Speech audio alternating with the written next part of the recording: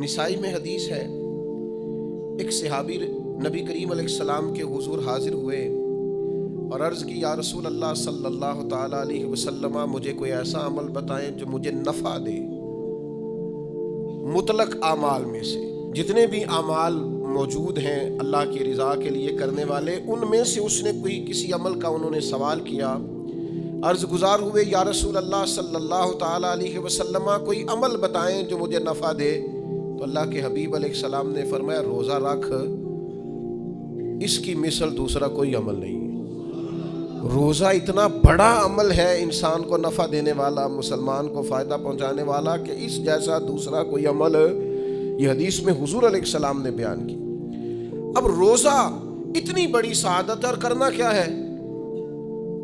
اللہ کے حکم سے کھانا پینا ہے۔ جس وقت اس نے کھانے سے روک دیا اس وقت رک جانا ہے، جس وقت اجازت دی ہے اس وقت کھا لینا ہے، لیکن نفع اتنا ہوگا کہ حضور فرماتے ہیں اس جیسا دوسرا عمل ہی کوئی نہیں، اتنا فائدہ مند کام ہے۔ روزے بڑی غنیمت ہے۔ رمضان المبارک کا مہینہ بڑی سعادت ہے۔ آپ اندازہ فرمائیے کہ نبی پاک علیہ السلام نے حضرت سلمان فارسی رضی اللہ تعالیٰ عنہ فرماتے ہیں، رمضان سے ایک دن پہلے خطبہ دیا تھا باقاعدہ، اور ہمیں حضور نے رمضان کی عظمتوں سے آگاہ کیا تھا۔ رمضان المبارک سعادت افروز گھڑیاں ہوتی ہیں، اس کا لمحہ لمحہ برکت ہوتا ہے، اس کی ایک ایک ساتھ خدا کا انعام لے کے آتی ہے۔ رمضان المبارک کی ایک ایک گھڑی بخشش، مغفرت، اللہ کی عطا، اللہ کا کرم، اللہ تبارک و تعالیٰ کی رحمتوں سے بھرپور ہوتی، ایسے جیسے چاروں جانب خدا کی رحمت کا می برس رہا ہوتا ہے۔ بس جن کی جھولیاں پھیلی ہوئی ہوں گی اور جن کے دامن کھلے ہوئے ہوں گے، وہ اپنے دامن رحمت الہی سے بھرپور کر لیں گے۔ لیکن سادی سی بات ہے بھائی، جو آدمی سویا رہے، غافل رہے، اٹھ کے اپنے کمرے کا دروازہ ہی نہ کھولے تو سورج جتنا مرضی چمک رہا ہو اسے کوئی فائدہ حاصل ہوتا نہیں، اسے کوئی روشنی نصیب ہوتی نہیں، کیونکہ وہ تو اٹھا ہی نہیں، جاگا ہی نہیں، بیدار ہی نہیں ہوا۔ صبح کی آب و ہوا بڑی ٹھنڈی ہوتی ہے، بڑی صحت افزا ہوتی، لیکن اگر کوئی لوگ غافل ہی رہے اس میں، اور صبح اٹھے ہی نہ، سیر کرے ہی نہ، فجر کو نکلے ہی نہ، اس کی غفلت اس پر طاری رہے، تو جتنا مرضی صبح کا سویرا ہو، جتنی مرضی راحتیں اور رحمتیں ہوں، اسے اس سے نفع حاصل ہوتا وہ تو اسی کو ہوگا جو اٹھے گا، آنکھ کھولے گا۔ تو اچھی طرح سمجھ لیجئے گا، رمضان المبارک کی سعادتیں اتنی بڑی ہیں، برکتیں اتنی زیادہ ہیں کہ حضور علیہ الصلوۃ والسلام نے فرمایا، نفل کا ثواب فرض کے برابر، فرض کا ثواب 70 گنا بڑھا کے دیا جائے گا۔ لیکن اگر کوئی غافل کا غافل ہی رہا، اس بیچارے کا موبائل رمضان میں بھی بند نہیں ہوا، لا یعنی بے مقصد بے معنی چیزیں، لغویات اور عبث چیزوں میں اس نے رمضان بھی گزار دیا، تو سعادتیں تو برس رہی تھیں، سورج تو نور کا چمک رہا تھا، روشنی تو پھیل گئی، سعادت افروز گھڑیاں تو آ چکی تھیں، پر اس نے اپنی آنکھ کو ہی نہیں کھولا، غافل کا غافل رہا، تو اسے کچھ میسر آ سکتا، کچھ غفلت دور کرنی پڑے گی۔ اب دیکھیے، ہمارے ہاں محفل ہوتی ہے، لوگ گلیاں سجانی شروع کرتے ہیں 1 یا 2 دن پہلے۔ کسی گھر میں شادی ہوتی ہے تو لوگ گھر کا آنگن، صحن، چھت اور سامنے والی دیوار سجانا شروع کرتے ہیں 2-3 دن پہلے، اس سے زیادہ نہیں۔ بڑی خاص بھی کوئی محفل ہو تو 1-8 دن پہلے لائٹنگ لوگ کرتے ہیں کہ پتہ چلے یہاں ذکر رسالت مآب صلی اللہ تعالیٰ علیہ وسلم کیا جائے گا، اور یہاں حضور کے تذکار کیے جائیں گے۔ 2-4 دن پہلے اگر کہیں لائٹنگ ہو جائے تو لوگ کہتے ہیں یار کوئی کمال ہی بات ہے کہ اتنے دن پہلے یہاں اتنی روشنیاں نظر آ رہی ہیں، کوئی انفرادی کام ہے، اس پر نظر جاتی ہے۔ آپ ذرا رمضان کی شان تو دیکھیں، حضور فرماتے ہیں سارا سال جنت سجائی جاتی ہے، کس لیے؟ حضور فرماتے ہیں رمضان المبارک کے لیے، سارا سال جنت سجا دی جاتی، اس کو تیار کیا جاتا ہے رمضان کی سعادت افروز گھڑیوں کے لیے، ان مقدس ایام کے لیے جو لے کر رمضان سایہ فگن ہوتا ہے، اس کے لیے پورا سال جنت کو سجایا جاتا ہے، تزئین و آرائش کی جاتی ہے، اور رمضان آتا ہے تو کریم کے کریمانہ فیصلے ہونے شروع ہو جاتے ہیں کریمانہ فیصلے. ایک کریمانہ فیصلہ ہوتا ہے کہ دوزخ کے دروازے بند کر دو اور جنت کے سارے ہی دروازے کھول دو. اس کو راستہ کیا گیا ہے. پھر آپ کو پتہ ہے ایک انوکھی بات بھی آپ سے کرنی ہے. قانون نافذ کرنے والے اداروں کو نا مجرموں کا پتہ ہوتا ہے. ان کو پتہ ہوتا ہے کس کسی جگہ کچھ فسادی لوگ ہیں. وہ دیکھتے ہیں نا ملک میں کوئی خاص مہمان آ رہا ہے جو ملک کے لیے فائدہ مند ہے اور وطن کے لوگ اور وطن کو اس سے فائدہ ہوگا, استفادہ کریں گے لوگ اس کے آنے سے. وہ کیا کرتے ہیں, ان فسادیوں کو پہلے بند کر دیتے ہیں. کہتے ہیں ایسا نہ ہو کہ یہ آ کے کوئی خرابی کرے, وہ منع کر دیتے ہیں. تو یاد رکھ لیں, سمجھ لیں, حضور فرماتے ہیں شیطان کو بھی قید کر دیا جاتا ہے. رمضان آنے والا ہے تو اللہ شیطان کو قید کر دیتا ہے, جکڑ دیتا ہے. فرمایا رمضان آ رہا ہے اور میرے بندوں نے اپنی بخشش کرانی ہے, انہوں نے میری عبادت کرنی ہے, انہوں نے روزے رکھنے ہیں, انہوں نے آ کر کے اللہ کے حضور معافیاں مانگنی ہے. اور رمضان کی ہر رات میں 70 ہزار یا بلا مثال و بلا تشبیہ اللہ جانے کتنے بے حساب لوگوں کی رب نے بخشش کرنی ہے. تو یہ شیطان بڑا مکار ہے, یہ کھلا ہوا دشمن ہے, کوئی خرابی نہ کر دے لہذا پہلے اسے باندھ دو. خرابی نہ کرے کسی قسم کی, اسے باندھ دیا جاتا ہے. مہمان بھی آ گیا, خرابی کرنے والا بھی باندھ دیا, لیکن اگر فائدہ لینے والے پھر بھی فائدہ نہ لے تو پھر ان سے کہا جائے گا کہ تمہارے پاس اب کوئی بہانہ بچا نہیں ہے, اب تمہارے پاس کوئی کسی قسم کا عذر باقی نہیں ہے. اب تو یہ تھا کہ تمہیں بخشش کرانا چاہیے تھی, استغفار پڑھنا چاہیے تھی, دعائیں کرنا چاہیے تھی, قرآن مجید کی تلاوت کو کثرت سے کرنا چاہیے تھا. لیکن چونکہ اب تم یہ بھی نہیں کہہ سکتے کہ مجھے شیطان نے گمراہ کر دیا, وہ تو باندھ دیا گیا ہے. اب تو فسادی کو ویسے ہی کنٹرول کر دیا گیا ہے. اب بھی تم اگر سوئے رہے, اب بھی اگر تم نے غفلت کی, اب بھی چھوٹے موٹے بہانے کر کے تراویحاں چھوڑتے رہے, اب بھی ذرا سی سستیاں کر کے ادھر ادھر نکلتے رہے, اس کا مطلب یہ ہے کہ پھر تم استفادہ کر سکے, تم نے سستی کا مظاہرہ کیا, تم نے جان. اور آپ دیکھیں جب اتنے بندوبست کیے تمہارے لیے, ثواب بھی بڑھا دیا, اجر بھی بڑھا دیا, تمہارے لیے جو فساد پیدا کرنے والا شیطان تھا وہ بھی قید. لیکن اگر تم پھر بھی عمل نہ کرو, پھر بھی مسجد نہ ہو, تو پھر حدیث پاک سن لیں. اس طرز کی شاید یہ منفرد حدیث ہے کتب احادیث میں, اور تقریباً تمام کتب احادیث میں موجود ہے. حضور علیہ السلام نے نا صحابہ سے فرمایا سارے مسجد میں جمع ہو جاؤ میرے ممبر کے پاس. لوگ جمع ہو گئے. اللہ کے حبیب علیہ السلام نے ایک قدم ممبر کی سیڑھی پہ رکھا, فرمایا آمین. پھر دوسری سیڑھی پہ قدم رکھا تو فرمایا آمین. پھر تیسری پہ قدم رکھا تو فرمایا آمین. تو صحابہ کو بڑا تجسس ہوا, انہوں نے بعد میں عرض کی یا رسول اللہ صلی اللہ تعالیٰ علیہ وسلم کرم فرمائے, بندہ نوازی کریں, ہماری رعایت کر دیں, یہ کیا معاملہ تھا؟ تو حضور فرمانے لگے میرے پاس حضرت جبریل امین حاضر ہوئے,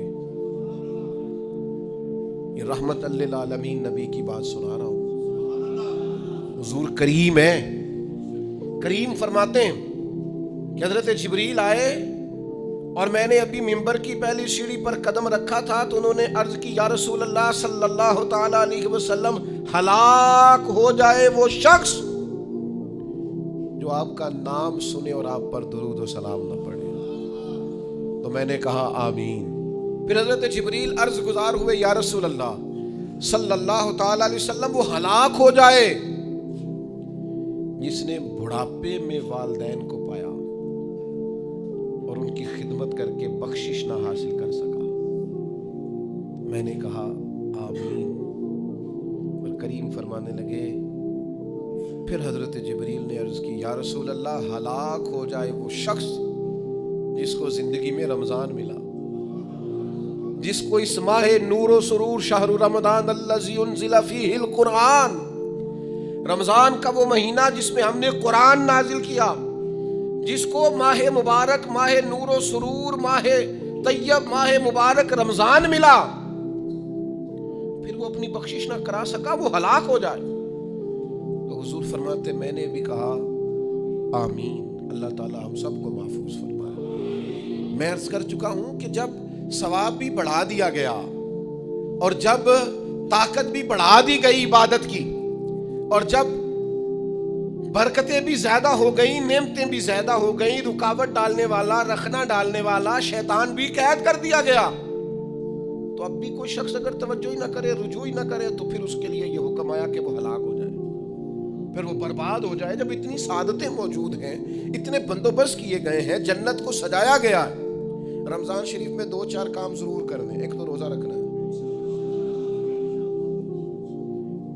کچھ ہمارے پنجابی بہانے بھی ہیں، پنجابی بہانے، میں جی مزدوری کرنی ہوندی ہے نا، پھر روزہ تو نہیں نہ رکھ ہوتا۔ اللہ نے نہیں سی پتا کہ مزدوری کرنی ہے، تو اللہ نے کیوں فرض کیا روزہ؟ ہلکے سے لوگ بیمار ہوتے ہیں، بالکل معمولی سے، کوئی ایسا عذر نہیں، روزہ چھوڑ دیتے ہیں۔ ذرا سی باتیں لے کر لوگ، آپ یقین کریں، اہمیت کو نہیں سمجھتے، اور بعض صرف سست ہیں، غافل ہیں، منہ پھیرے ہوئے۔ اگر یہ ایک حدیث سمجھ میں آ جائے نا، ترغیب و ترہیب میں اور دیگر کتب حدیث میں بھی موجود ہے، حضور نے فرمایا جس نے رمضان کا ایک روزہ چھوڑ دیا، زندگی بھر بھی روزے رکھے، وہ فضیلت نہیں پا سکتا جو رمضان کا روزہ سے فضیلت اسے مل لیتی۔ اتنی بڑی بات ہے، آپ اس کو سمجھ لیں، اتنی سعادت افروز روزے ہیں رمضان کے۔ تو کوشش کریں، اپنے آپ کو مینج کریں، مینٹین کریں چیزوں کو، اپنی صحت کا خیال کریں۔ میں تو دوستوں سے کہا کرتا ہوں، رمضان سے پہلے جو ایام ہے، پہلے سے بڑھ کر اپنی طبیعت کا خیال رکھیں، تاکہ رمضان میں کوئی کسی قسم کی طبیعت میں بھی کمزوری پیدا نہ ہو، اور صحیح صحت مندی کے ساتھ انسان رمضان شریف کے روزے گزار سکے۔ دوسری بات ہے، رمضان میں خوب قرآن مجید پڑھنا ہے۔ شہر رمضان الذی انزل فیہ القرآن، رمضان ہی کا تو وہ مہینہ جس میں قرآن نازل کیا گیا۔ نبی کریم صلی اللہ تعالیٰ علیہ وسلم رمضان المبارک میں حضرت جبریل امین علیہ السلام کے ساتھ قرآن مجید کا دور فرمایا کرتے۔ حضور حضرت جبریل کو پارہ سناتے اور جناب جبریل نبی کریم علیہ السلام کو سناتے۔ یہ دور ہوتا ہے قرآن مجید کا۔ اللہ نے کتنی زیادہ توفیق دی ہے، ہر مسجد میں تراویح میں قرآن پڑھا جاتا ہے۔ تھوڑی ہمت کریں، تھوڑی کوشش کریں۔ ہمارے بزرگ فرمایا کرتے تھے، ایک پارہ گھر میں پڑھا کرو قرآن مجید کا، تاکہ تمہیں دیکھ کے بچے بھی پڑھیں، اور ایک پارہ مسجد میں تلاوت کیا کرو، اور ایک رات کو تراویح میں 3 پارے روز قرآن مجید کے ہو جائیں گے، تو انشاءاللہ تعالی رمضان ختم ہوگا تو 3 قرآن پاک بھی ختم ہو جائیں گے۔ یہ ارادہ کریں، یہ پروگرام بنائیں، خوب قرآن مجید سے دلچسپی پیدا کریں۔ تیسرا کام رمضان میں جو کرنے والا وہ ہے کثرت سے استغفار۔ کچھ غلطیاں نا ہم کرنا نہیں چاہتے، ہم سے ہو جاتی ہیں۔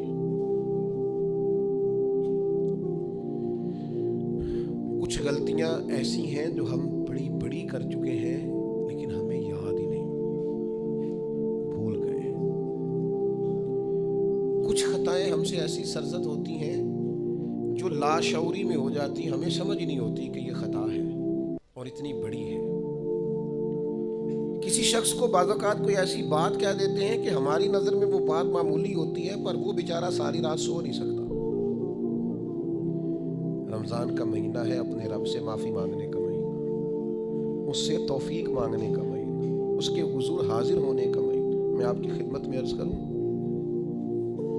حضرت عائشہ صدیقہ فرماتی ہیں، نبی پاک نے فرمایا صلی اللہ تعالیٰ علیہ وسلم، جس سے اللہ نے قیامت والے دن حساب پوچھ لیا نا، اس کے لیے مشکل ہو جائے گا۔ حساب بھئی یسیرہ یہ ہے کہ وہ مہربانی فرمائے، اور فیصلہ جب کرے تو کرے ہی درگزر والا، فرمائے جا تجھے معاف کیا۔ رمضان کا خاص مہینہ ہے، سحری میں بھی دعا قبول ہوتی ہے، افطار میں بھی دعا قبول ہوتی ہے، صبح سے لے کے افطاری تک بندہ ہر وقت عبادت میں ہوتا ہے۔ تراویح کے بعد بھی دعائیں مانگے تو وقت قبولیت کا ہے۔ میرے بھائیوں، رمضان کی راتیں بھی قبولیت کی، آخری طاق راتوں کی شان قبولیت کی، لیلۃ القدر قبولیت کی۔ اس دفعہ جھک نہ جائیں اس کی بارگاہ میں سجدے میں، رو رو کے معافی مانگ نہ لیں اس سے۔ ہم برے نہیں ہیں، چاہتے نہیں ہیں، پر ہمارے وجود سے کچھ غلطیاں ہو جاتی ہیں، ہمارے سینوں میں کچھ پچھتاوے ہیں، کچھ من میں باتیں۔ اس دفعہ اس کے حضور عرض نہ کریں کہ کچھ کمیاں رہ گئی ہیں، دل نہیں کرتا تھا ایسا ہو، پر انجان تھے، نہ چاہتے ہوئے بھی کمزوریاں ہو گئیں۔ رمضان آ رہا ہے، बड़ा गोल्डन चांस है, बड़ा खूबसूरत मौका। भाइयों, रमजान की हर सहरी के बाद रब से माफी मांगे। आपको पता है इतनी बड़ी उम्मत मुस्लिमा, लेकिन हर गली में कमजोर है, हर जगह रुसवाइयाँ हमारे साथ चिमटी हुई है। हम चाह के भी अपने भाइयों की मदद नहीं कर सकते। मेरे पास ऐसे ऐसे जवान आते हैं जो कहते हैं हमें बताएं ना हम फलस्तीन के लिए क्या कर सकते, हमें बताएं ना। ये हमारी बेबसी, ये हमारी गलतियों का नतीजा है। तो खूब इस्तिग़फ़ार करें, अपनी कोताहियों की माफ़ी मांगे। रमज़ान की हर सुबह में, हर शाम में, हर दिन में, हर रात मुसल्ले बिछा बिछा के अर्ज़ गुजार हों कि मालिक तू हमें माफ़ फरमा। और मैं आपसे एक और बात भी अर्ज़ करूँ, शेख अबुल हसन को मैं पढ़ रहा था तो रोते जा रहे थे, रोते ही जा रहे थे, रोते ही जा रहे थे। एक शाम उनके कुछ लोगों ने उनसे कहा कि हुजूर इस कदर ज़्यादा आहुजारी, तो फरमाने लगे मेरी बस इतनी ख्वाहिश है कि जब मैं अपने रब से मिलूँ ना तो मेरा रब मुझे नाराज़ ना मिले। तो मैं हर वक्त इसलिए तड़पता हूँ कि मेरे अंदर जो कोताहियाँ मुझसे हो गई हैं, मेरा मालिक वो मुझे माफ़ कर दे। हमने कोशिश की है ज़िंदगी में माँ बाप की खिदमत करने की, लेकिन नहीं, हमसे उनके हक अदा नहीं हो सके। कोशिश की है बहन भाइयों पर तवज्जो देने की, लेकिन हक अदा नहीं हो सके। चाहिए था औलाद की तरबियत बड़ी शानदार करते, लेकिन सहूलतें कुछ ज़्यादा दे बैठे, लाड प्यार कुछ ज़्यादा कर सके, उनकी तरबियत का भी सही हक अदा। अल्लाह ने इज़्ज़तें ज़्यादा दी थी, जवाब में हमारी खिदमतें थोड़ी हैं। हम अपने रब की बारगाह की हाज़रियों के भी हक अदा नहीं कर सके। उसने हमें नवाजा ज़्यादा है, हमारा शुक्र कम है। हम उसका हक अदा करने का काम ये है मेरे भाइयों कि रमज़ान में खूब इस्तिग़फ़ार करें। हमसे जो कमियां रह गई हैं इस पूरे माह मुबारक में, अपने मालिक से अर्ज़ करें कि मालिक इस माह मुबारक में जिन्हें तू माफ़ करने वाला है उनमें हमारे भी नाम शामिल फरमा, हमारे भी नाम शामिल फरमा। और भी अर्ज़ करनी है, उनके लिए भी दुआएं करनी है रमज़ान में जो हमसे पिछड़ गए, जो मट्टी तले जाके आराम फरमा हो गए। ये रमज़ान मुबारक चूँकि बख्शिश मांगने का महीना है, अल्लाह के हुजूर माफ़ी मांगे उनके लिए भी, हमारे अपनों के लिए, माँ बाप के लिए, अजीज़ व अक़रबा के लिए, कि अल्लाह करीम उनकी कब्रों को भी ठंडा करे, उनके हाल पे भी रहमत की नज़र करे, उनके लिए भी मालिक आसानियाँ करे। खूब दुआएं मांगे रमज़ान में, खूब दुआ। और जो मोहताज हैं, जो तंगदस्त हैं, जो गरीब हैं, जिनको ज़माना गुजर गया है, दोस्तों को, अहबाब को, मुखय्यर हज़रात को मुतवज्जे करते हुए, वो भी थोड़ी तवज्जो करें। इस साल रमज़ान के माह मुबारक में दुनियादारों को छोड़ के रब की तरफ मुतवज्जे ना हो, उस करीम की बारगाह में अपनी सारी तकलीफ़ें बयान न करें। बीमार भी आए, मकरूज़ भी आए, तंगदस्त भी आए, बे औलाद भी आए, कमज़ोर भी आए, सारे झुकें, रोज़ा रख के, तरावी पढ़ के, कुरान पढ़ के, अपने सारे दुख अपने मालिक के हुजूर बयान करके इस माह मुबारक की हर रात में उससे बख्शिश का सवाल करें, रहमत का सवाल करें, करम का सवाल करें। वो बड़ा ही करीम है। हुजूर फरमाते हैं, रब कहता है मुझे हया आती है मेरा बंदा हाथ उठाए और मैं उसके हाथ खाली वापस कर दूं, बस आने की देर है। और एक मकाम पे अल्लाह के हबीब अलैहिस्सलाम ने फरमाया, बंदा जब एतराफ़े गुनाह करके माफ़ी मांगता है अल्लाह फ़ौरन ही उसे माफ़ फरमा दिया कर। चौथा काम जो इस माह मुबारक में बहुत ज़्यादा करना है वो ये है कि हुजूर ने फरमाया ये सब्र का महीना, सब्र बहुत करना है।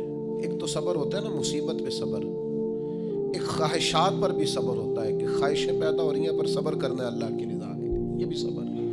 नेकी पर इस्तकामत के लिए भी सब्र की ज़रूरत होती है, गुनाह छोड़ने के लिए भी सब्र की ज़रूरत होती है।